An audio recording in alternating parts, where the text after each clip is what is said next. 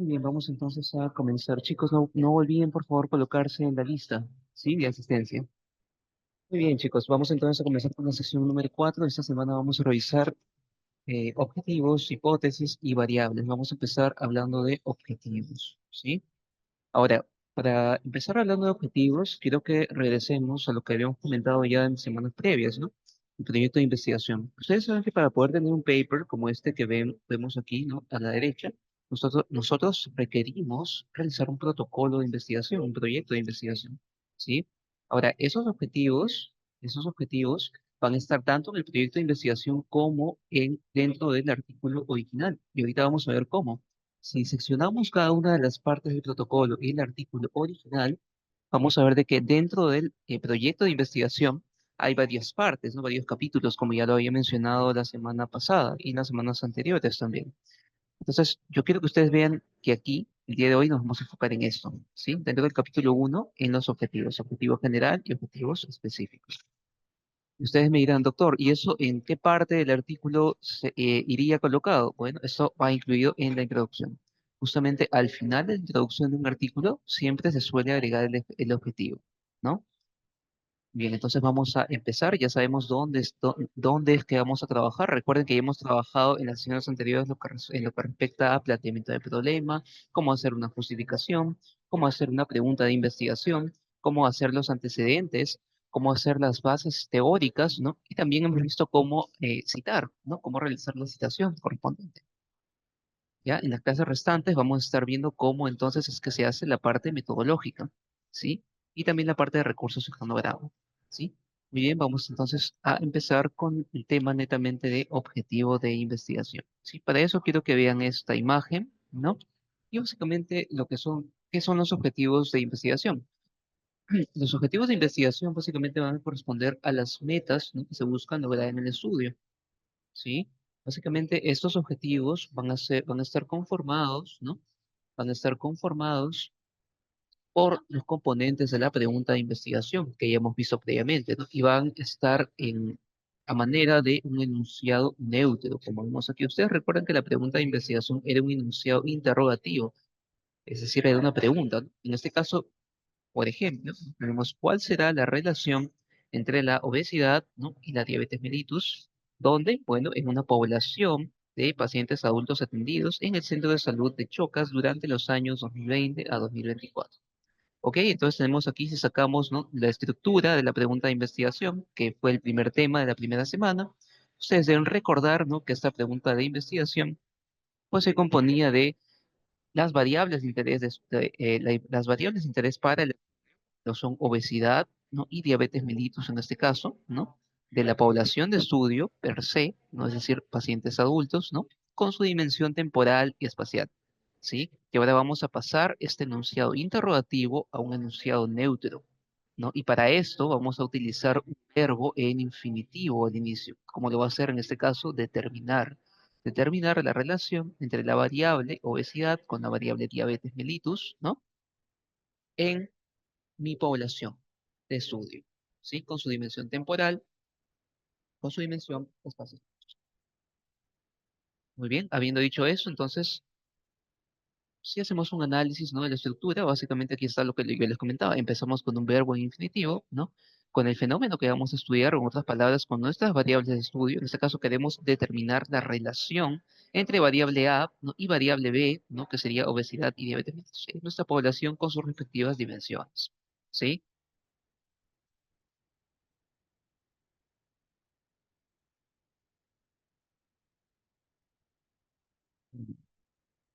Entonces pasamos a la parte de objetivo general y de objetivos específicos. Ahora, ustedes saben de que generalmente tenemos un problema general y un problema, y también, y de este problema general tenemos problemas específicos, ¿no?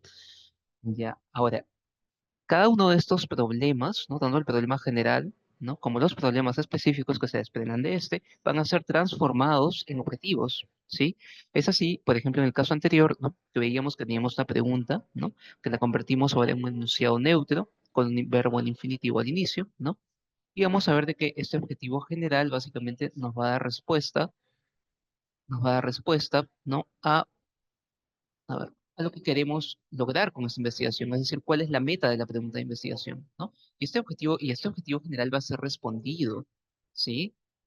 Ese objetivo general va a ser lo que se va a buscar con los resultados de este estudio, ¿sí? Y este objetivo general va a tener que ser, por tanto, reflejado en la conclusión de su estudio, ¿sí? Ahora, para lograr este objetivo general, en este caso sería determinar la relación entre diabetes y obesidad, requerimos de algunos objetivos específicos, ¿no? Que serían como los pasos para poder lograr este objetivo general, ¿no? Es decir, para eso, para determinar la relación entre dos variables, de repente primero tendríamos que identificar la frecuencia de cada una de estas variables, ¿no? O identificar cómo otras variables, como las sociodemográficas, influyen en esta relación, ¿sí?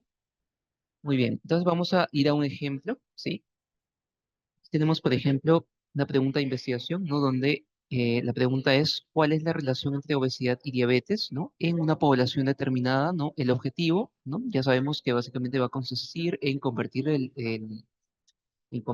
enunciado interrogativo en un enunciado neutro, ¿no? Utilizando obviamente el verbo, que sería determinar la relación, ya eso ya lo hemos visto, y ustedes dirán, ¿y los objetivos específicos? Bueno, aquí ustedes los tienen, ¿no? Tenemos que, sería determinar la frecuencia de obesidad, ¿no? Entre los pacientes diabéticos y no diabéticos, ¿sí? El centro de salud. Sería también determinar la relación entre los factores sociodemográficos, ¿no?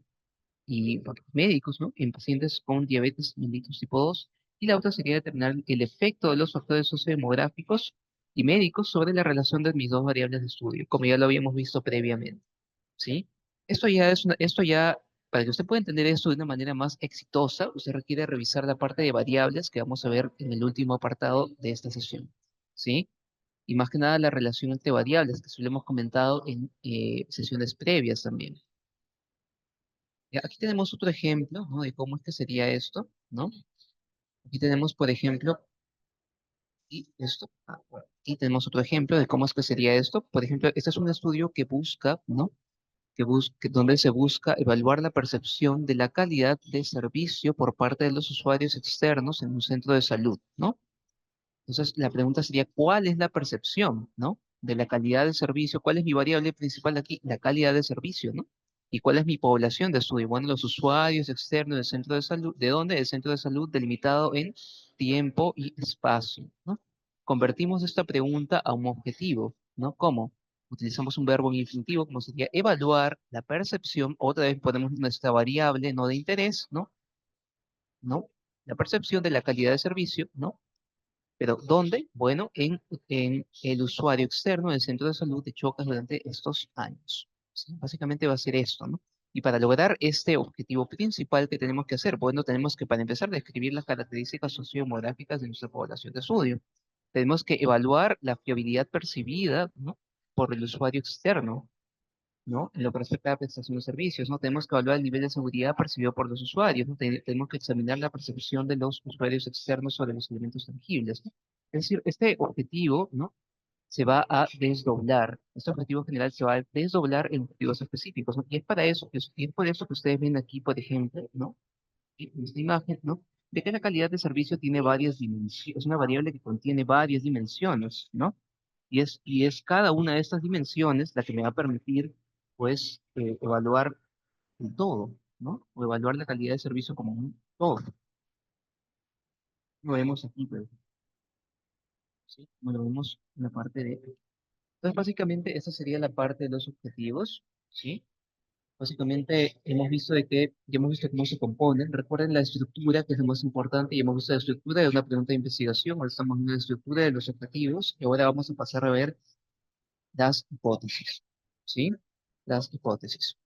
Entonces recuerden la estructura, por favor, esto va a ser importante para que ustedes puedan armar su protocolo. Básicamente les estamos brindando las herramientas para que ustedes puedan armar su protocolo y posteriormente el artículo.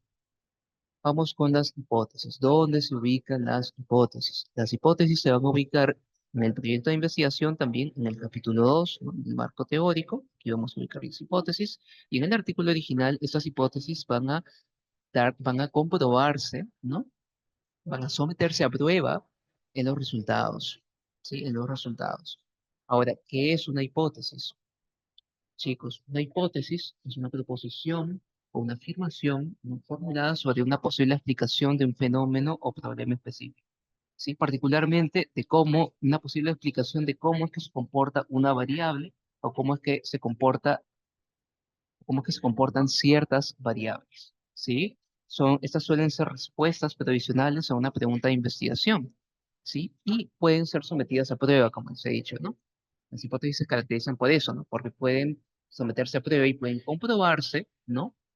O por otro lado pueden descartarse, ¿no? Pueden rechazarse, ¿ya? Entonces aquí tenemos, ¿no? Una figura, ¿no? Básicamente, las hipótesis van a ser como guías en nuestra investigación, ¿sí? Y quiero que ustedes recuerden aquí que las hipótesis, ¿no? Forman parte de lo que vendría a ser el método científico, ¿no? Forma parte de lo que vendría a ser el método científico. Y para eso quiero que nos remontemos a lo siguiente, ¿no? ¿Qué diferencia un hecho de una hipótesis? Un hecho es una afirmación que ya ha sido comprobada y aceptada como verdadera. Esta afirmación, además, ¿no? Tiene evidencia consistente y replicable, ¿no? Esta representa una realidad objetiva, ¿no? Y no depende de opiniones ni de interpretaciones tampoco. Un hecho podría ser, por ejemplo, que el consumo de tabaco, ¿no? Me conlleva cáncer de pulmón. Esto es un hecho. Esto ya ha sido comprobado. Existe evidencia consistente a través de varios estudios alrededor del mundo, ¿no? Que confirma esta afirmación, ¿sí? Por eso que esto ya es un hecho, esto no es una hipótesis, ¿sí? A diferencia de una hipótesis, como les mencioné, es una posible explicación, ¿no? Es una suposición o afirmación que plantea una posible explicación de un fenómeno. Esta no ha sido comprobada de manera concluyente, ¿sí? Es decir, hay algunos estudios que demuestran que sí, y hay otros estudios que pueden refutarla, por ejemplo, ¿no? Es decir, no hay todavía una comprobación, no hay una estandarización, ¿sí? Sobre esta afirmación o proposición determinada. Esta debe ser comprobada. Y para eso les he colocado aquí, por ejemplo, el consumo de vape, ¿no? El consumo de vape, ¿no? Si nos remontamos a los primeros años donde recién comenzó a surgir esta tendencia, pues, ¿no? Sobre todo en los jóvenes, ¿no? Es el consumo de vape, ¿no? Y posteriormente, al inicio, pues se hizo una hipótesis, ¿no? Al inicio se formuló una hipótesis, pues el consumo, ¿no? El consumo de cigarrillo electrónico, ¿no? Podría conllevar, ¿no? Al desarrollo de cáncer de pulmón, ¿sí? Y es en ese momento donde, pues, esto fue una hipótesis, ¿no? Claro que en la actualidad ya se sabe, ya se tiene también evidencia consistente y podríamos incluso considerarlo como un hecho, ¿sí? Bien, entonces pasamos al siguiente. Ahora, tratando de encajar la hipótesis dentro del método científico, ustedes tienen que recordar de que el método científico, todos ustedes seguro lo habrán estudiado, ¿no? En la primaria, en la secundaria, ¿no? Y sabemos cuáles son las partes, ¿no? Que esto se compone de observación, de una pregunta, ¿no? De la formulación de la hipótesis, ¿no? De la experimentación, ¿no? Muchas veces, ¿no? De la recolección de información y análisis de datos, ¿no? Y finalmente de una conclusión. ¿No? Para esto quiero que se remonten al ejemplo de este monje austriaco, ¿no? Que es Gregor Mendel, ¿no? Que es el que inventó, pues, las leyes de Mendel, ¿no? El primero en proponer esto, ¿no? La genética mendeliana, ¿no? Y cómo es que ciertos caracteres, ¿no? Podían heredarse, ¿no? ¿Cuáles eran estos patrones? Bueno, si nos remontamos a este ejemplo, ¿no? Vamos a ver el método científico, la importancia de las hipótesis en el método científico. Vamos a ver, ¿no? De que lo que hizo Mendel fue que, para empezar, él comenzó a hacer ciertas observaciones, ¿no? En estos guisantes, ¿no? Estos guisantes se conocen como Pisum sativum, ¿no? Él comienza a hacer ciertas observaciones, ¿no? Comienza a cruzar flores, ¿no? Por ejemplo, estos guisantes, ¿no? De diferentes colores, de diferentes razas puras, ¿no? Y él observa, ¿no? Que en la primera generación, pues todas son de un determinado color, ¿no? Pero si vuelve a cruzar estas otra vez, ¿no? De esta misma generación, observa de que otra vez vuelve a aparecer este rasgo, ¿no? Uno de los rasgos que ya se había perdido en la generación anterior. ¿Cómo es esto posible? Dice. Y él comienza a observar un patrón. Él comienza a observar de que hay una proporción, ¿no? De 3 a 1. Entonces dice, ¿qué es esto? ¿Qué está pasando? En base a esta observación, como les mencioné, no, y volviendo pues a todo eso de la investigación y cómo surge, nosotros tenemos un problema primero. Ante ese problema, ¿no? Que le puse la imagen, ¿no? Por ejemplo, un policía, ¿no? observa un problema, ¿no? Un asesinato de repente, ¿no? Que en base a este asesinato realiza ciertas observaciones, ¿no? En base a estas observaciones, él se realiza preguntas. Es lo mismo que ha pasado con Mendel. Mendel ha observado algo que él ha considerado un problema, ¿no? Como esto, ¿no? Él ha observado esto, él ha observado, en base a este problema, ¿no? Él ha realizado observaciones. De estas observaciones, él ha formulado preguntas. Y él dice, ¿por qué ciertas características como el color de las semillas, ¿no? Se transmiten de una forma, ¿no? Predecible de una generación a otra? Ahora, es en respuesta a esto, ¿no? Que él decide formular una hipótesis. ¿Qué hemos dicho que es una hipótesis? ¿Qué es una hipótesis? Una hipótesis es una, ¿qué es? Es una afirmación o una proposición, ¿no? Sobre una posible explicación sobre un fenómeno, ¿no? Y él plantea, ¿no? Esa hipótesis. Él dice ciertas características heredadas, ¿no? Deben estar determinadas por factores, ¿no? Que en ese tiempo no se sabía, se le llamaba factores, pero en realidad en la actualidad sabemos que esos factores, entre comillas, son genes, ¿no? Que se transmitían de padres, ¿no? A hijos, ¿no? O en todo caso, desde los padres hacia la descendencia, ¿no? En proporciones específicas, ¿sí? Entonces, para eso, él va a llevar a cabo una serie de experimentos donde va a comenzar a reclutar, ¿no? Él va a comenzar a reclutar un montón de especies de Pisum sativum, ¿sí? Y va a comenzar a criar estas, ¿no? Va a comenzar a criar estas y va a comenzar a cruzarlos. Va a comenzar, ahora ya no va a ser un cruce mono híbrido como este de acá, ¿no? Va a ser ahora cruces dihíbridos, ¿no? Va a cruzar, ¿no? Va a cruzar dos especímenes que tengan rasgos diferentes, ¿no? Y va a ver si es que estos rasgos se comienzan a mantener. Luego de haber hecho esto en una muestra más o menos significativa, ¿no? Luego de haber recolectado, pues, ¿no? En este caso, ¿no? De haber recolectado estos datos y de haber analizado estos datos, ¿no? Él va a llegar a la conclusión de que existen de que estos rasgos heredados, ¿no? De que estos rasgos se heredan en patrones, ¿no? Característicos, ¿sí? Y él va a llegar a una conclusión, ¿sí? Y él va a llegar a una conclusión que él va a publicar su paper. Y ese paper, ¿no? Es el primer paper, ¿no? Que escribió Gregor Mendel, ¿no? A partir del cual se hicieron, ¿no? Se hicieron más estudios, ¿no? Para que posteriormente pues, se descubra de que realmente ¿no? Existen ciertos factores, ¿no? Que pueden influir en algunos tipos de herencia, ¿sí? Entonces, básicamente, con esto les quiero dar a entender la importancia de las hipótesis, ¿sí? Una hipótesis, como lo vuelvo a mencionar, es una posible explicación de por qué ocurre algo, de por qué una variable se comporta de una determinada manera, ¿sí? Entonces es importante que ustedes tengan esto en cuenta, porque esto va a abrir los pasos, ¿no? Va a dar luz, ¿no? A ciertos resultados que podrían ser en el futuro, pues, que podrían traer grandes repercusiones en el futuro de la ciencia. ¿Sí? Muy bien. Entonces, habiendo explicado la importancia de las hipótesis en el método científico, vamos a proceder a explicar las diferencias entre hipótesis de investigación y la hipótesis estadística. Ahora, las hipótesis que van a usar ustedes para su proyecto de investigación van a ser las de investigación, pero también van a trabajar con hipótesis estadísticas, ¿sí?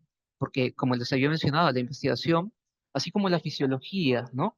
Va con otras disciplinas de la mano, necesita sí o sí la fisiología de biología celular y molecular, necesita de genética, necesita de histología, necesita de bioquímica, ¿no? De microbiología, ¿no? Entre otras más, ¿ya? La investigación, por eso pues, la metodología de investigación se va a valer de una disciplina que va a ser la bioestadística. Entonces, usted necesita saber estadística o tener ciertas nociones, ¿no? Y aquí es donde viene el concepto de hipótesis estadística. Entonces, vamos a la hipótesis de investigación. La hipótesis de investigación, de nuevo, es una proposición o una suposición tentativa, ¿no? Que plantea una relación, un efecto, una diferencia entre estas variables de estudio. Esta va a orientar la investigación. Por eso les enseñé hace un rato que esto va a ser como un guía, ¿no? Esto va a funcionar, las hipótesis van a ser las que guían la investigación porque van a guiar hacia dónde van sus resultados. Aquí tenemos un ejemplo de hipótesis de investigación, ¿no? La obesidad aumenta el riesgo de cáncer en adultos. Ese sería un ejemplo de hipótesis de investigación. Y en lo que respecta a hipótesis estadística, estaríamos viendo, ¿no? De que una hipótesis estadística ya es una afirmación matemática que se formula en términos de probabilidad y también de estadística, ¿no? Esta va a estar sujeta a rechazo o no rechazo. o entre comillas, aceptación, ¿no? A través de lo que se conoce como prueba de hipótesis. Si es que algunos de ustedes ya han llevado estadística, sabrán ya a qué me estoy refiriendo, ¿sí? Si es que algunos de ustedes aún no han llevado estadística, prepárense porque lo van a ver cuando lo lleven, ¿sí? Y van a ver la importancia de las pruebas de hipótesis, ¿sí? En cada una de las pruebas estadísticas que vamos a revisar, ¿sí? Ahora, esta hipótesis estadística va a tener puede ser de dos tipos. Puede ser una hipótesis nula, ¿no? O puede ser una hipótesis alterna. La hipótesis nula en este caso sería la obesidad no aumenta el riesgo de cáncer en adultos, mientras que la alterna sería la obesidad aumenta el riesgo de cáncer en adultos. ¿Sí? ¿Qué es lo que pasa aquí? Usted a través de una prueba de hipótesis, que seguro ya habrán visto, ¿no? Como Chi Cuadrado, test Student, ¿no? Algunos de ustedes, ¿no? O habrán escuchado por ahí. A través de esta prueba de hipótesis, usted lo que va a hacer es rechazar la hipótesis nula. Es decir, va a rechazar esto. ¿Para qué? Para quedarse, ¿no? Con esto, para comprobar, ¿no? Que la hipótesis alterna, ¿sí? O para no rechazar la hipótesis alterna. ¿Sí? Bueno, en otras palabras, para, entre comillas, aceptar la hipótesis alterna. Para aceptar que la obesidad aumenta el riesgo de cáncer en adultos. ¿Sí? Ahí nomás lo dejo porque eso de acá, como les menciono, ya es un concepto netamente estadístico. ¿Sí? Lo veremos en otra oportunidad. ¿Sí? Ahora, ¿de dónde es que surgen estas hipótesis? Las hipótesis pueden surgir, por ejemplo, de papers, literatura, que usted lea, artículos, de repente usted está leyendo algo, ¿no? Y usted de repente quiere dar una posible explicación a algún fenómeno, algo que usted está leyendo, alguna variable fisiológica, fisiopatológica, ¿no? Alguna variable clínica, ¿no? ¿De dónde más sale? Bueno, en los libros también. Muchas veces ustedes habrán notado, ¿no? Que los libros, sobre todo de ciencias médicas, muchos de ellos están, pues, o sea, si bien es cierto, renuevan ediciones, lamentablemente, pues esas ediciones que van renovando no tienen muchas veces información nueva, ¿no? Y siguen teniendo la información que está contenida, la información que estaba vigente, pues hace más de 20 o 30 años. Entonces, tengan en cuenta eso, tengan en cuenta de que si usted realmente lee un libro de medicina o de ciencias de la salud como realmente se esperaría que lo lea y se hace cuestionamientos, porque es importante el pensamiento crítico aquí, ¿sí? Y si hace estos cuestionamientos, va a comenzar a ver de que hay varios vacíos, varios gaps, ¿sí? Y es en esos vacíos de donde pueden surgir estas hipótesis, ¿sí? ¿De dónde más? Bueno, puede venir de una discusión médica. Usted de repente está en el hospital, está atendiendo a un paciente, ¿no? Este paciente tiene una enfermedad rara y usted se pregunta si es que ciertas variables, si es que ciertos antecedentes no pueden de repente influir en la enfermedad que tiene el paciente. De aquí también pueden surgir hipótesis, ¿sí? Escenarios clínicos. ¿De dónde más? Bueno, de algunos experimentos incluso, ¿no? Algunos experimentos. Hay papers, por ejemplo, en biología celular, ¿no? Biología molecular. Muchos experimentos de esto se hacen en animales. Y de aquí muchas veces pueden salir hipótesis, ¿no? Hipótesis, ¿no? Que de repente han sido probadas, ¿no? En animales, ¿no? Y se está proponiendo probarlas en humanos, ¿no? Es así como se han desarrollado muchos fármacos, por ejemplo, ¿no? Muy bien. Entonces, es de ahí de donde surgen las hipótesis. Muy bien, entonces, ¿cuáles serán las características de estas hipótesis? ¿Qué características tiene una hipótesis? Bueno, una hipótesis debe ser clara y precisa, ¿sí? Debe ser específica, es decir, debe definir la población y las variables de estudio. Debe tener este principio, ¿no? De falsabilidad, es decir, debe ser posible refutarla con evidencia, ¿sí? Debe ser consistente en relación al marco teórico, ¿sí? Debe ser consistente en relación al marco teórico, es decir, al marco de conocimientos con el que trabaja, con el que trabajan ciertas disciplinas, ¿sí? O sea, no puede, por ejemplo, estamos hablando de repente de lo que es la obesidad, ¿no? Y cómo la obesidad puede aumentar el riesgo cardiovascular, ¿no? Por ejemplo, no podría, que sería pues algo pues desfasado, ¿no? Decir que la obesidad también tiene una relación en los principios éticos de las personas, ¿no? No sé si me explico, ¿no? Entonces, o de repente tiene algún efecto en el tipo de religión que profesan ciertas personas, ¿me entienden? Tiene que ir acorde, ¿no? Sus hipótesis tienen que ir acorde al conocimiento o el marco de conocimientos existente en su disciplina, ¿sí? Muy bien, ¿qué más? Estas hipótesis pueden o no tener direccionalidad, ¿no? Para establecer cierta relación entre variables, ¿sí? Establecer cierta relación entre variables. Aquí está lo de la obesidad, ¿no? Y lo del cáncer que habíamos visto en un rato. Ahora vamos a ver a qué se refiere con esto de direccionalidad, ¿no? Entonces, aquí he acoplado todo lo que hemos visto hace un rato. La pregunta de investigación, ustedes ya saben cómo hacerla, ¿sí? En este caso tenemos un ejemplo, ¿no? ¿Cuál es la relación entre obesidad y riesgo de cáncer de pulmón en pacientes atendidos en el Hospital Nacional Edgardo Rebagliati Martins durante el periodo 2023-2024? Ya. Ahora vamos con los objetivos. ¿Cómo serían? Ah, ustedes miren, yo me acuerdo que el doctor dijo que era un verbo infinitivo, en este caso, determinar. Perfecto. ¿Qué más? La relación entre las variables de estudio. Obesidad, que sería mi variable independiente, y el riesgo de cáncer de pulmón, que sería mi variable dependiente, ¿no?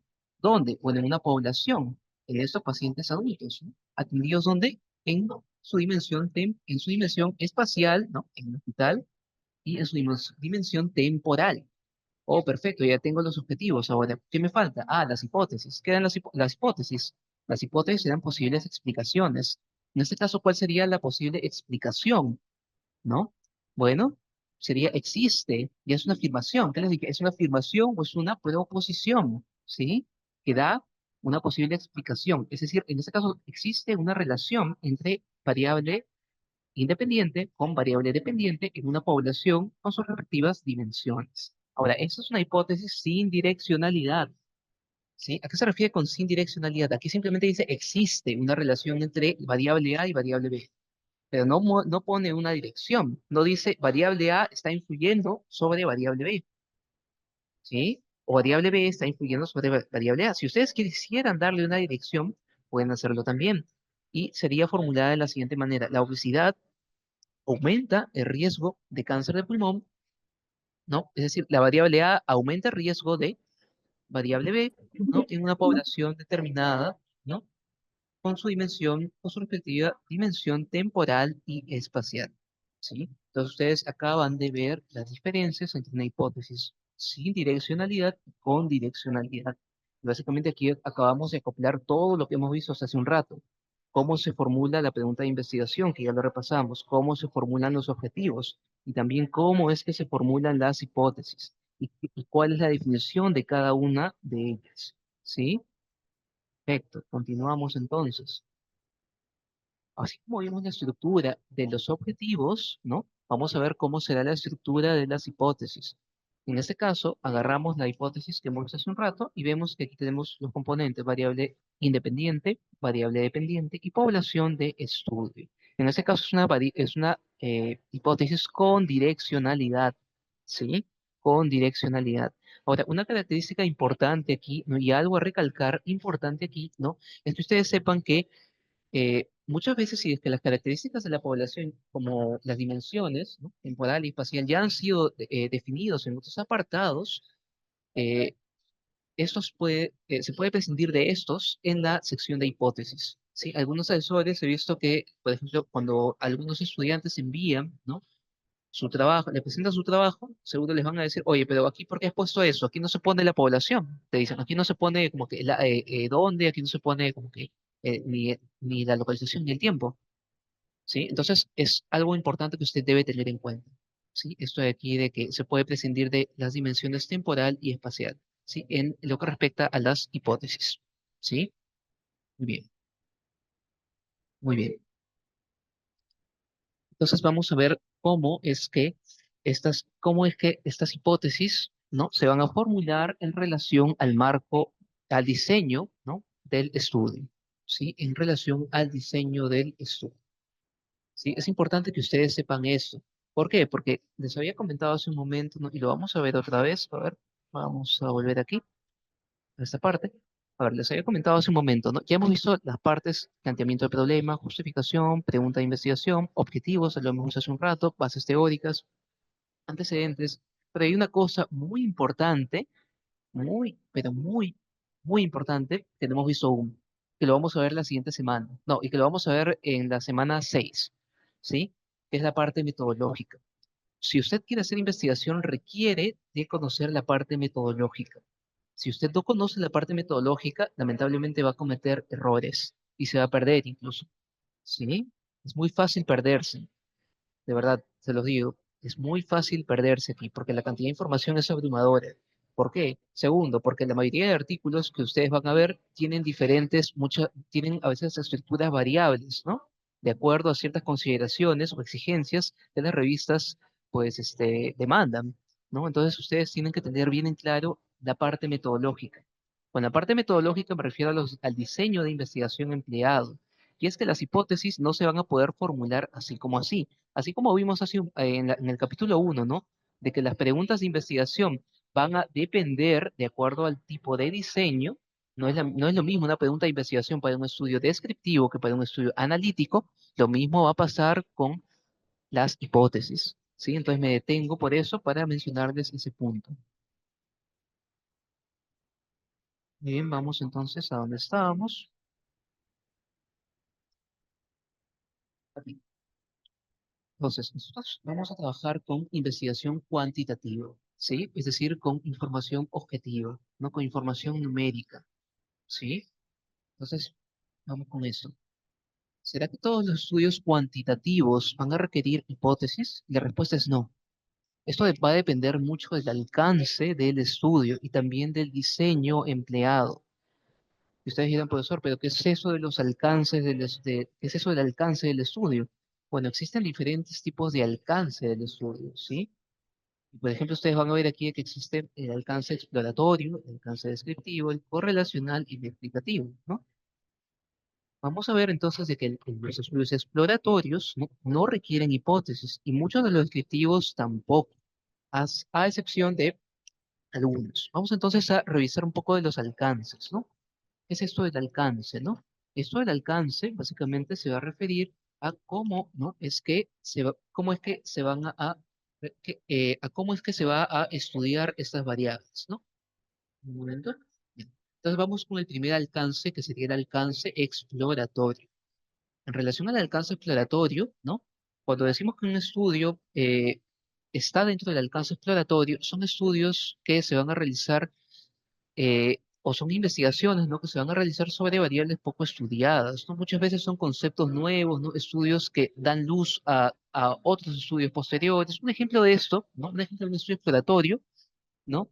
Para eso quiero que nos remontemos a el año 2019, más o menos en fecha de diciembre del año 2019, ¿no? Cuando se reportan los primeros casos de el nuevo coronavirus 2019, ¿no? O de SARS-CoV-2, ¿no? Como después se le llamó. Cuando se reportan los primeros casos, ¿no? Comienzan a ver ciertos estudios, ¿no? Estudios pequeños. Esos estudios son estudios de tipo reportes de caso, de tipo series de caso, ¿no? Ahora, estos estudios pequeños, en una población pequeña de pacientes, ¿no? ¿No? Primeros estudios, ¿no? Que son justamente los que van a dar luz los que dieron luz, ¿no? Estudios posteriores, ¿no? Son los estudios exploratorios, ¿sí?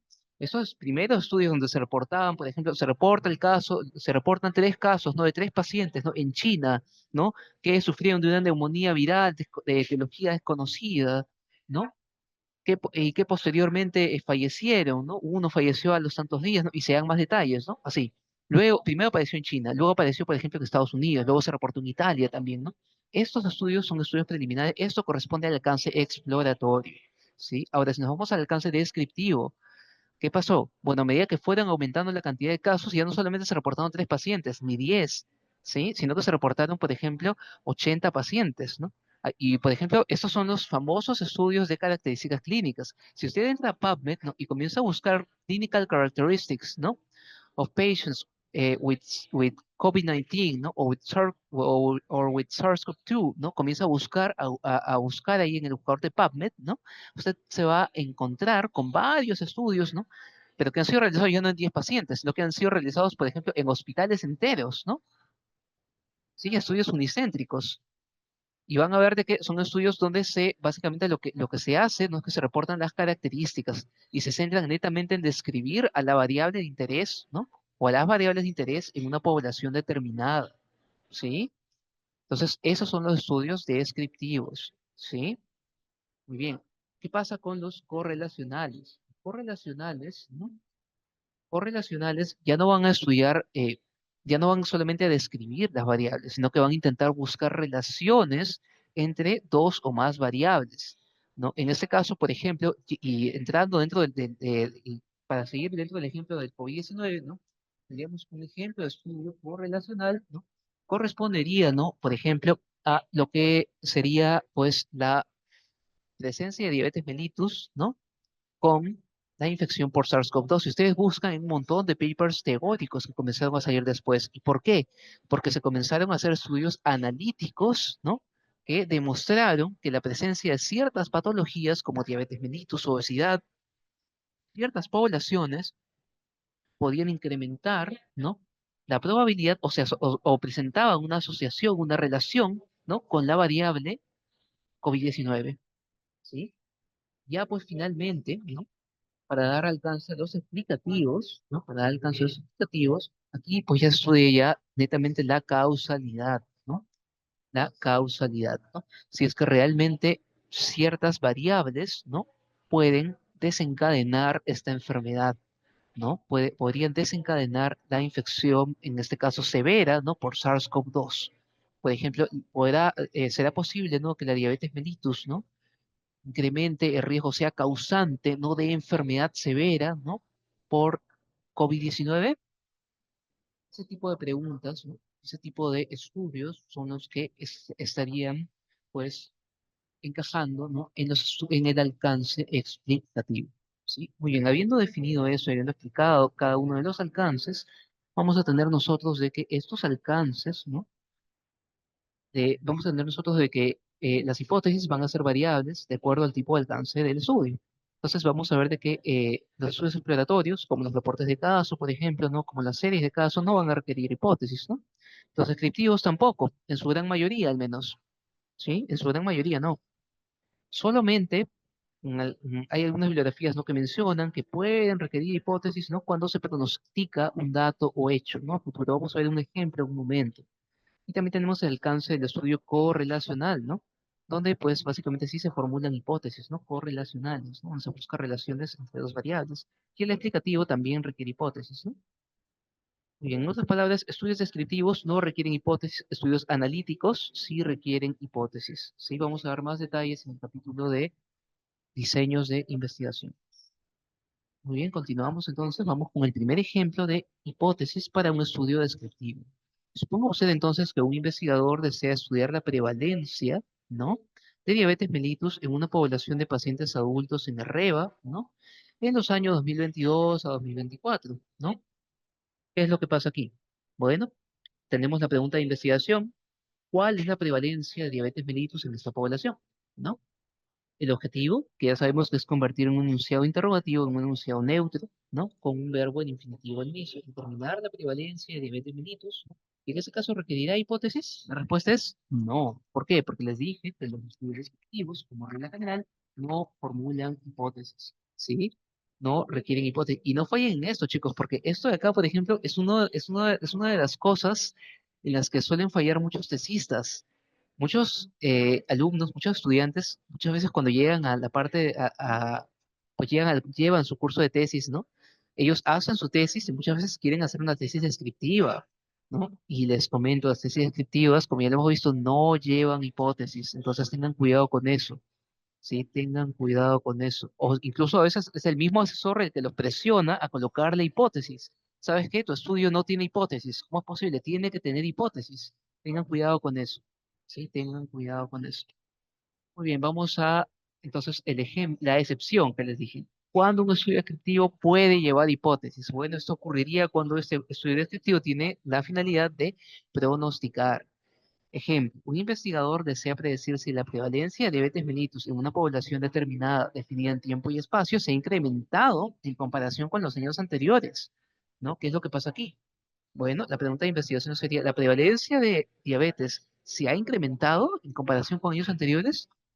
Y el objetivo, bueno, lo convertimos a un enunciado, ¿no? A un enunciado neutro con el verbo en infinitivo, determinar si la prevalencia de diabetes ha mostrado un incremento. ¿Hipótesis requerirá o no? Y la respuesta es ahora sí. ¿Por qué? Porque ahora estamos pronosticando, ¿sí? Ahora estamos intentando dar una posible explicación a esta variable. Y estamos viendo de si esta variable, ¿no? Si es que la prevalencia de esta variable ha mostrado un incremento. En este caso, la prevalencia de diabetes en una población definida en tiempo y espacio ha mostrado un incremento comparado con los años anteriores, ¿sí? Este es el único ejemplo, la única excepción donde un estudio descriptivo va a llevar hipótesis.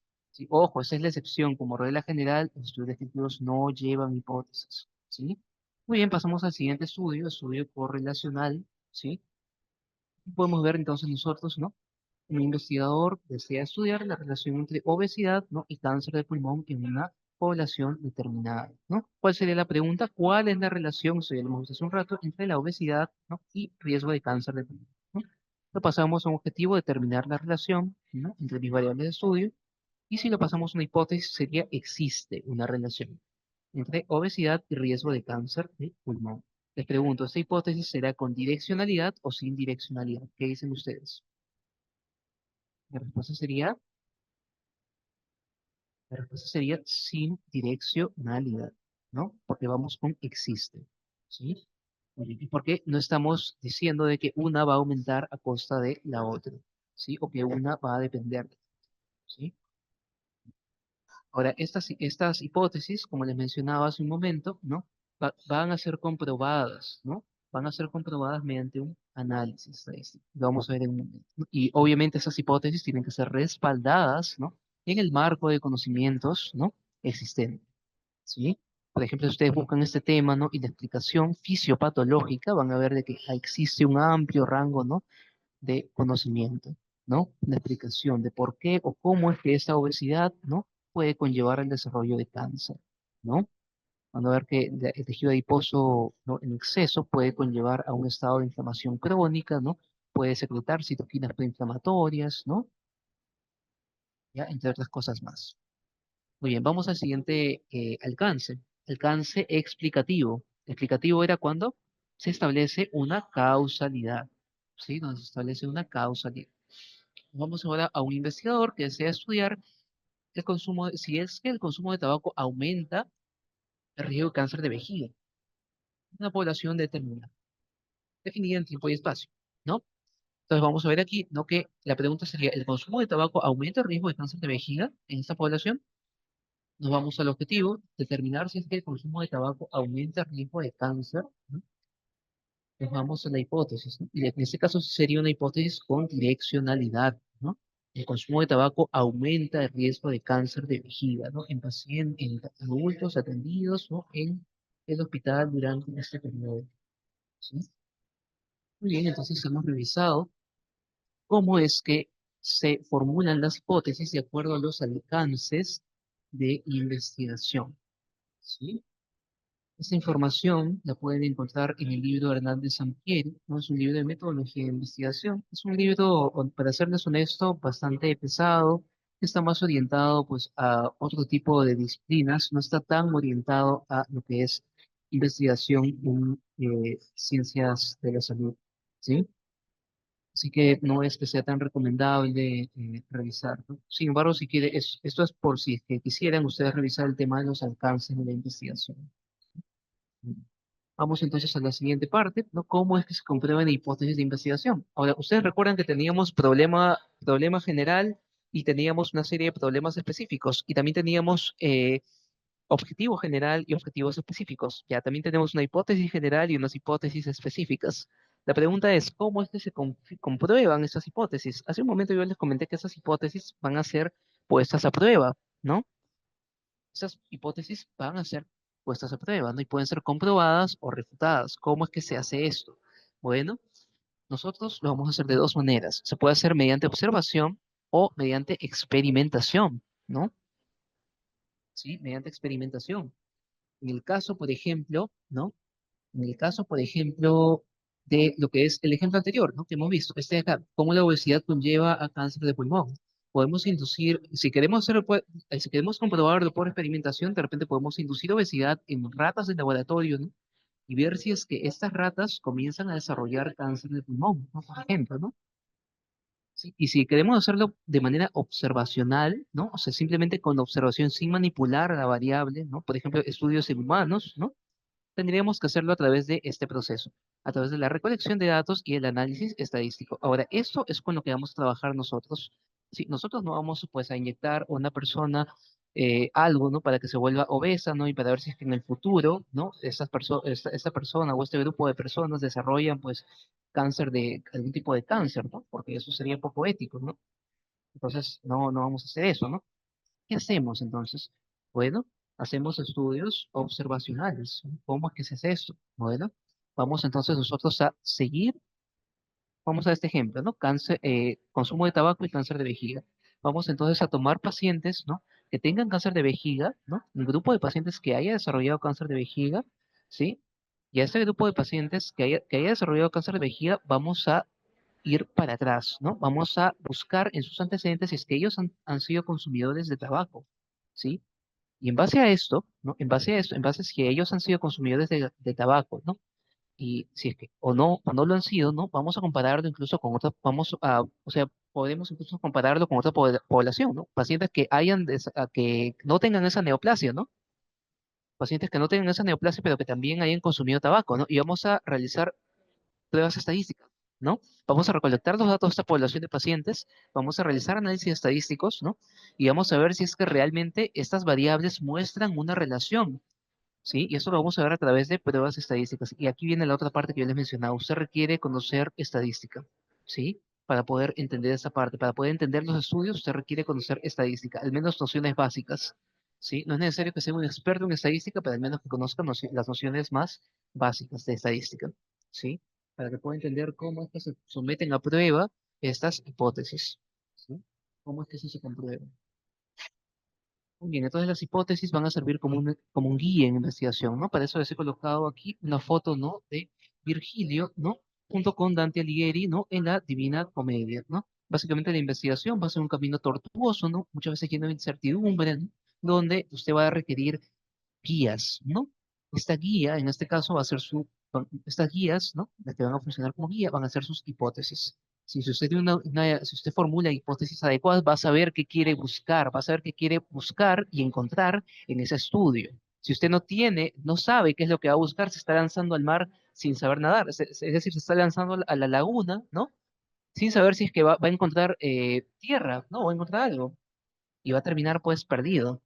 Entonces, esa no es la idea es que usted esté direccionado, usted se va a lanzar al mar sabiendo de que del otro lado va a encontrar algo, ¿sí? Va a encontrar algo. Entonces, ¿cómo es que usted sabe esto? Bueno, para eso se va a servir de las hipótesis, ¿sí? Y también de la estadística, ¿no? Porque es la estadística la que le va a permitir a usted cómo es que usted va a comprobar esas hipótesis, qué pruebas voy a hacer, qué modelos voy a utilizar, ¿sí? ¿Qué modelos, de repente, qué tipo de análisis voy a realizar? ¿Sí?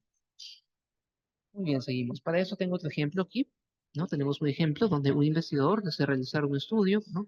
Titulado El impacto de la exposición de radiación ionizante en el desarrollo de leucemia, ¿no? En trabajadores de plantas nucleares en la ciudad de Chernobyl durante el periodo de 1980 a 2010. Entonces aquí vamos a definir nuestra variable independiente que correspondería a la exposición a radiación ionizante, ¿no? En este caso vamos a ver el nivel de exposición medido en sieverts, ¿no? Que por cierto, la radiación ionizante, ¿no? Es un tipo de energía, ¿no? Es un tipo de energía, ¿no? Es un tipo de energía, ¿no? Que puede ser generada por partículas alfa, ¿no? Beta, gamma, ¿no? ¿Sí? Y que lo que van a hacer en los tejidos, básicamente van a remover electrones, ¿no? Los tejidos pueden, pues, causar anormalidades, ¿no? O alteraciones en el DNA o en ciertas estructuras de la célula, ¿no? Pudiendo llevar a cáncer, ¿no? O pudiendo llevar al desarrollo de mutaciones que posteriormente conlleven al desarrollo de cáncer. ¿Sí? Entonces es importante que tengan en cuenta esto, ¿sí? Y vamos a ver qué efecto tiene esta radiación ionizante, ¿no? En nuestra variable dependiente que sería incidencia de leucemia confirmada por el diagnóstico médico. ¿Qué diseño voy a utilizar? Bueno, vamos a utilizar un diseño analítico longitudinal tipo corte, ¿no? En una población determinada, ¿no? Definida, ¿no? En tiempo y espacio, ¿no? Muy bien, entonces para hacer esto, ¿no? ¿Cómo es que vamos a lograr esto? Tenemos que formular una hipótesis, ¿no?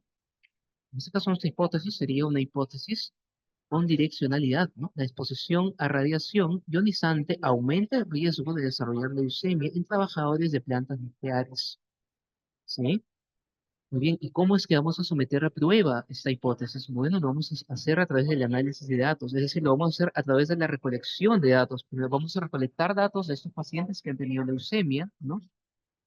Vamos a, perdón, recolectar los datos de los pacientes, de trabajadores, ¿no? De plantas nucleares en la ciudad de Chernobyl durante este periodo de tiempo, ¿no? Vamos a ver cuántos de ellos han desarrollado leucemia, cuántos no, ¿no? Y vamos a ver, vamos a evaluar el nivel de radiación, ¿no? Y en base a eso vamos a realizar modelos estadísticos multivariados, ¿no? Como regresión logística, regresión proporcional de Fox, ¿no? Vamos a evaluar ciertas medidas de asociación, ¿no? Y de riesgo, ¿no? Como van a ser el odds ratio, el hazard ratio, ¿no? Y en base a eso es que vamos a comprobar si nuestra hipótesis es correcta, ¿sí? En base a eso vamos a comprobar, ¿no? O refutar nuestra hipótesis de investigación. Sí, básicamente así es como va a funcionar. Entonces aquí es donde entra la otra parte, ¿no? La parte de estadística. Y esto de acá, como les había mencionado hace un momento, ¿en qué parte del artículo va a ir? Bueno, esto va a ir en la parte de resultados del artículo, ¿sí? En la parte de resultados del artículo. Bien, eso ha sido todo en lo que respecta a el apartado de objetivos e hipótesis, ¿sí? Vamos entonces a pasar al apartado de variables. Ahora, en lo que respecta a las variables, ya hemos revisado esto la primera semana, cuando hablamos del problema de pregunta de investigación, ¿sí? Sabemos que una variable, ¿no? Es una característica o atributo, ¿no? Que tiene la capacidad de fluctuar o variar, ¿sí? En una población determinada. Una variable, por ejemplo, puede ser el tipo o la marca, por ejemplo, de café, ¿no? Puede ser un café Alto Mayo, puede ser un café Nescafé, puede ser un café, varios tipos de café, ¿no? Una marca de café. Otra variable puede ser, por ejemplo, si nos vamos ya dentro del ámbito clínico, ¿no? El marco de la investigación biomédica, generalmente vamos a trabajar con variables de pacientes, ¿no? Variables clínicas. ¿Qué variables? Bueno, vamos a tomar variables antropométricas, por ejemplo, el índice de masa corporal, el peso, la talla, la circunferencia abdominal, ¿no? La presión arterial, la temperatura, ¿no? La glucosa sérica, ¿no? El sodio, etc., etc., etc. Ojo, variables también pueden ser variables, algunas características o algunos datos que usted puede tomar en un cuestionario, ¿no? En un cuestionario. Recuerden que nosotros vamos a trabajar con datos o bien sacados de historias clínicas de pacientes que han sido atendidos o bien con datos que han sido, pues, llenados de cuestionarios. Cuestionarios, ¿no? O de encuestas que se van a realizar de repente de alguna población específica. Puede ser de repente una población de pacientes, una población de trabajadores, de estudiantes de medicina, ¿sí? Entonces tener eso en cuenta. Muy bien, en lo que respecta a variables, en lo que respecta a variables tenemos que ver la clasificación. Es que según su naturaleza, las variables pueden ser cualitativas, ¿no? Y que son también llamadas categóricas, ¿no? O cuantitativas y que son numéricas. Las variables cualitativas pueden ser de dos tipos, dicotómicas, si es que tienen dos categorías, o politómicas, ¿no?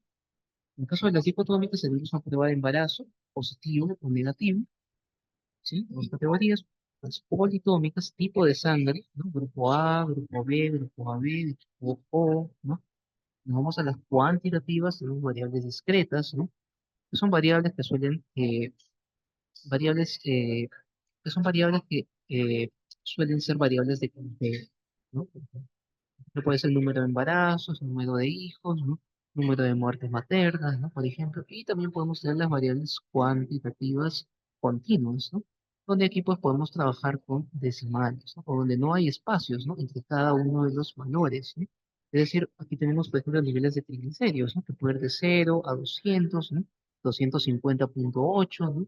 El índice de masa corporal, ¿no? Que puede ser, que sabemos que es el peso sobre la talla al cuadrado, ¿no? Que puede ser de repente 15, 25,5, 30,89, ¿no? Es un ejemplo. Niveles de glucosa, ¿no? Que pueden ser de repente 200, 400,5, ¿no? Niveles de plaquetas, ¿no? Recuento de plaquetas, ¿no? Que puede ser 385,945, o sea, contando números aleatorios. Pero más que nada es para que se entienda la idea, ¿sí? Y aquí tenemos otro ejemplo de variable politómica, ¿no? Que tiene múltiples acepciones, los estadios de cáncer, estadio 1, estadio 2. Muy bien, variables. las variables también se pueden clasificar, ¿no? De acuerdo a su función en la investigación, ¿no? Que hemos visto que pueden ser variables independientes, ¿no? O variables dependientes. La variable dependiente es la variable que depende de otras variables, como puede ser la variable independiente u otras variables intervinientes, que también pueden ser llamadas confusores, ¿no? Y básicamente son las que van a interferir entre la relación entre dos variables determinadas. Hemos visto la semana pasada un ejemplo de eso, ¿no? Como la presencia de ciertos antecedentes familiares, ¿no? Pueden conllevar, ¿no? O predisponer a que ciertos pacientes desarrollen cáncer, ¿no? De pulmón sin la necesidad de haber fumado. Es decir, usted nunca puede haber fumado en su vida, pero puede desarrollar cáncer de pulmón, ¿no? Solamente por este hecho, ¿no? Variables determinantes. Bien, si nos vamos netamente a las escalas de medición, ¿no?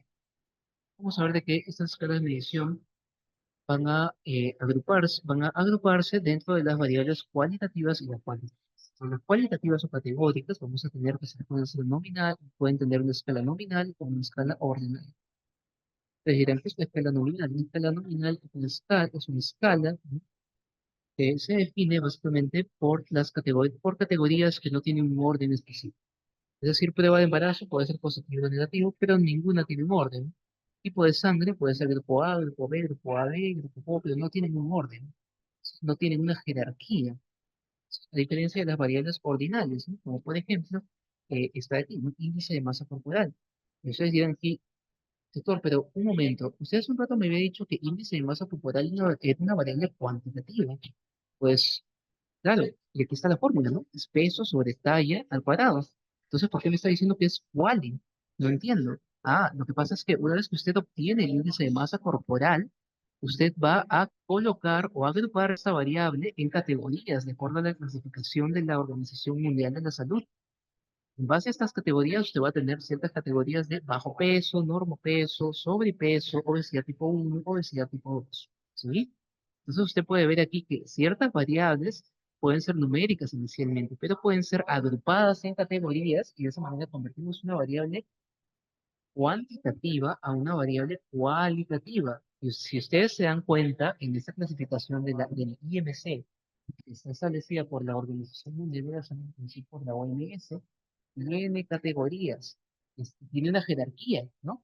Bajo peso, normopeso, sobrepeso, obesidad y obesidad mórbida, ¿no? Entonces, mira, tiene una jerarquía. Como tiene una jerarquía, estaremos ante una escala ordinal, que tiene un orden, ¿no? Su nombre lo dice, básicamente.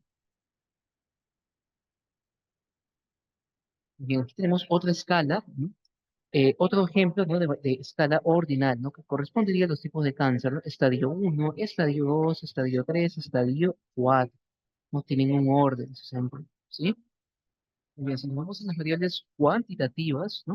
Vamos a tener que estas pueden ser agrupadas en escalas de dos tipos, escalas de intervalo o escalas de razón.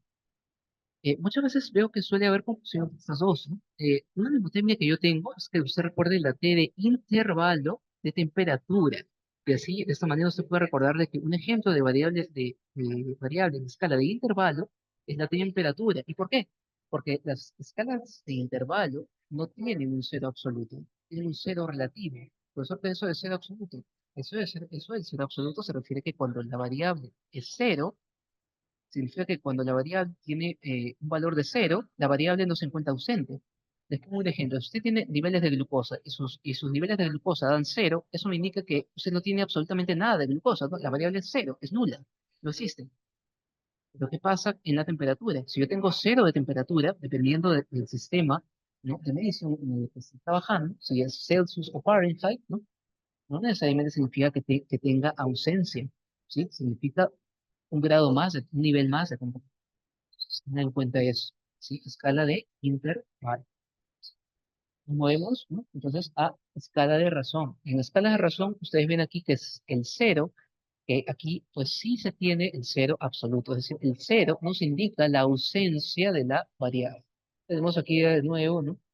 El IMC, ¿no? Pero ya como una variable numérica, ¿no? Tenemos también aquí los niveles de glucosa, ¿no? El recuento de plaquetas, los niveles de triglicéridos. Bien, una cosa más que quiero mencionarles aquí son las definiciones, la definición conceptual y la definición operacional. Eso es lo que van a ver también y les va a ayudar en lo que respecta a su matriz de operacionalización de variables. Una definición conceptual es el significado teórico, chicos, que va a tener una variable que es de naturaleza abstracta. La definición teórica, la que ustedes van a ver en los libros, en los artículos de revisión, pero es muy diferente a una definición operacional. Una definición operacional te indica cómo es que se va a medir la variable, cómo es que se va a evaluar la variable en un estudio determinado. Y les comento, las definiciones operacionales pueden variar de acuerdo al tipo de estudio. Ustedes van a ver, por ejemplo, les pongo un ejemplo, ¿no? Un ejemplo, les cuento que hay diversos criterios para evaluar, por ejemplo, síndrome metabólico. Síndrome metabólico no tiene diferentes definiciones de acuerdo a las clasificaciones que se usen, ¿sí? De acuerdo a las diferentes sociedades, tiene diferentes denominaciones. Lo mismo en algunas variables como falla cardíaca. Entonces van a ver que falla cardíaca significa algo para cierta asociación, falla cardíaca significa otra cosa para cierta asociación. Y algunos estudios van a trabajar con ciertas definiciones y otros estudios van a trabajar con otras. Entonces es importante que ustedes entiendan la importancia de la definición operacional, ¿sí? Porque les voy a indicar a ustedes cómo es que van a realizar la medición de sus variables. Y les comento, muchos estudios, muchos artículos, muchos papers no son aceptados justamente por tener una parte débil, ¿no? En lo que respecta a la definición operacional de sus variables. Muchas veces me ha pasado también, ¿no? Me ha pasado a mí también, cuando yo recién estaba iniciando, ¿no? Que no he definido bien esta parte. Entonces, si usted no define bien esta parte, la parte de cómo es que se van a medir las variables, te va a tener problemas en el envío y en la aceptación de su manuscrito, ¿sí? Y obviamente va a tener problemas. Imagínese que usted tenga ya un protocolo entero, ¿no? Son horas de trabajo, ¿no? Son horas de trabajo y que al final esté mal o no pueda ser factible. ¿Por qué? Porque usted no pensó, o no pensó, ¿no? En la definición operacional. ¿Cómo es que voy a medir esa variable? Le pongo un ejemplo, ¿no? ¿Cómo es que yo voy a medir esta variable del ejemplo de la radiación, ¿no? Entonces diré, profesor, pero ¿cómo es que se va a medir el nivel de exposición de radiación, ¿no? Ese estudio se podrá hacer de repente, no sé, en Perú, ¿entiendes? Se podrá hacer en un lugar donde yo no tenga los instrumentos para poder medir, ¿no? El nivel de radiación, el nivel de radiación ionizante en tejido humano. No. Si usted no tiene los instrumentos, no va a poder realizar el estudio. Y aquí viene la parte de todo de la factibilidad. Entonces ven cómo todo se conecta. Entonces, chicos, atentos en este tema, por favor. Ese es un punto extremadamente importante, ¿sí? Que si ustedes no tienen en consideración, van a fallar. Bien, seguimos. Supongo que usted quiere estudiar la variable diabetes mellitus, una población. ¿Cómo es que la define? Tenemos la definición, si usted se va, ¿no? A la definición conceptual, ¿no? Vemos que se define como enfermedad metabólica crónica, ¿no? Que se caracteriza por la presencia de niveles de por una hiperglicemia persistente, ¿no? Debido a alteraciones en la secreción, ¿no? O en la acción de la insulina. Debido a si es una diabetes mellitus tipo 1 o tipo 2, ¿no? Si nos vamos a la definición operacional, bueno, ¿cómo es que se va a medir esto, no? Bueno, se considera que un paciente tiene diabetes mellitus en el estudio, ¿no? Si es que se cumple al menos con uno de los criterios diagnósticos establecidos por la ADA, que es la Asociación Americana de Diabetes Mellitus del año 2024, que son los siguientes, ¿no? Ustedes ven aquí. Si cumple con alguno de esos, el paciente será considerado como diabético. Si no cumple, no será considerado como diabético. Es importante, de nuevo, que ustedes tengan eso en cuenta. Están los criterios de la edad, pueden revisarlos, ¿no? Les va a servir para más adelante, igual pueden ir adelantándose en ese punto, ¿no? Muy bien. Finalmente, ¿para qué me sirve todo eso de definición conceptual operacional? Otra vez, para el protocolo, y porque el protocolo tiene un apartado de operacionalización de variables, ¿no? En ese apartado de operacionalización de variables, usted tiene que armar esta matriz de operacionalización, donde usted va a colocar, ¿no? Usted va a colocar esas columnas, ¿no? Va a colocar sus variables de estudio, su definición operacional, la naturaleza de la variable, la escala de medición, la unidad de medición y el instrumento de recolección. Ahora, esta matriz puede variar de acuerdo a las diferentes instituciones y escuelas. Este es un ejemplo de matriz, un ejemplo genérico de cómo es que sería una matriz de operacionalización.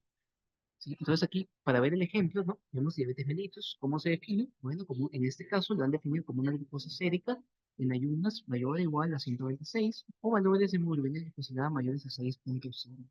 ¿Qué tipo de variable será? Cualitativa, ¿no? Sería diabetes, ¿no? Podemos considerarla en categorías como sí o no, como presente o ausente. Es decir, es una variable cualitativa ¿no? Cualitativa dicotómica. ¿En qué escala sería? ¿Tienen orden? La respuesta es no, por tanto, escala nominal, ¿sí? Entonces, vemos aquí, estaría en escala nominal. ¿Cuáles serían las categorías? Bueno, categoría cero, como no, categoría 1 como sí, y vamos a utilizar la ficha de recolección de datos, donde vamos a recolectar la data. ¿Qué más? Siguiente variable, glucosa, ¿no? Esta variable glucosa, ¿no? ¿Cómo es que la vamos a definir? ¿Cuál es su definición operacional? Concentración sérica o glucosa, ¿no? Bien, bien. ¿Cuál sería la naturaleza de esta variable? Esta es una variable cuantitativa. Cuantitativa. Cuantitativa. ¿Y cuál sería su escala de medición? ¿Será una escala de razón o una escala de intervalo? Ustedes dirán, bueno, yo me acuerdo que usted mencionó que en la escala de razón el cero era absoluto, es decir, cero significaba la ausencia de la variable, ¿no? Entonces debe ser la escala de razón. Unidad de medición, miligramos por decilitro, ¿no? Teniendo en cuenta que en algunos países la glucosa se puede medir en moles por litro. Y el método de recolección correspondería a la fecha de recolección de datos. Ahora, tengan en cuenta que aquí, por ejemplo, en la división operacional de glucosa, no solamente, por ejemplo, sería concentración sérica de glucosa, ¿no? Sería concentración sérica de glucosa, ¿no? Medida, ¿no? En ayunas, ¿no? En una muestra de sangre venosa, ¿no? ¿Me entienden? O sea, se puede complementar aún más.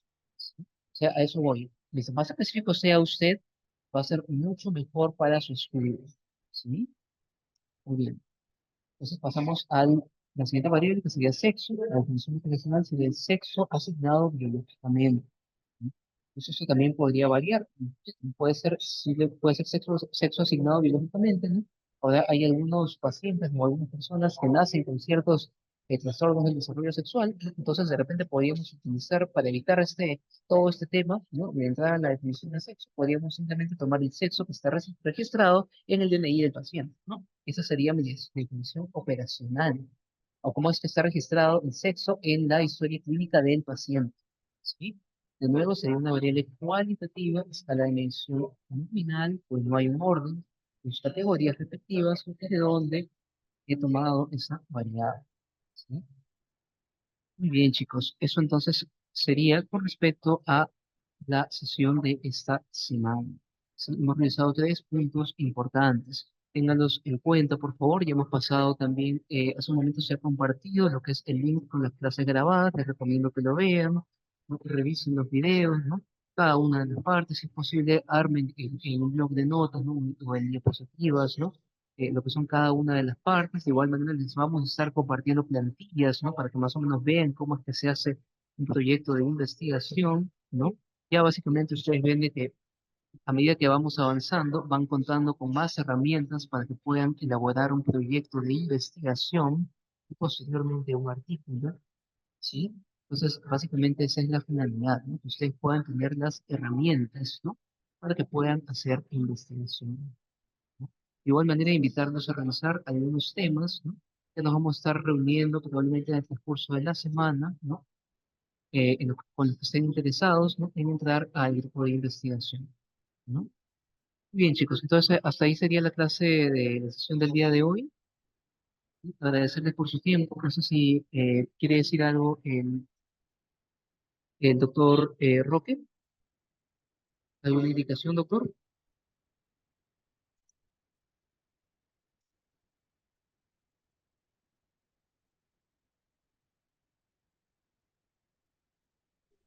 Muy bien, doctor. Muchísimas gracias por su tiempo. También gracias al público por estar presente. Ya nos estaremos presentando la semana que viene con la siguiente clase. Gracias. Muchas gracias a usted, doctor Horus. Y a usted, y a ustedes, chicos, ¿no? Por su atención, por su participación. No olviden, por favor, registrarse en la lista, ¿sí? Recuerden que también están invitados al taller de estructura celular, ¿sí? Ya nos estaremos viendo en otra oportunidad, chicos. Cuídense. Que tengan un excelente fin de semana. Muchas gracias, profesor.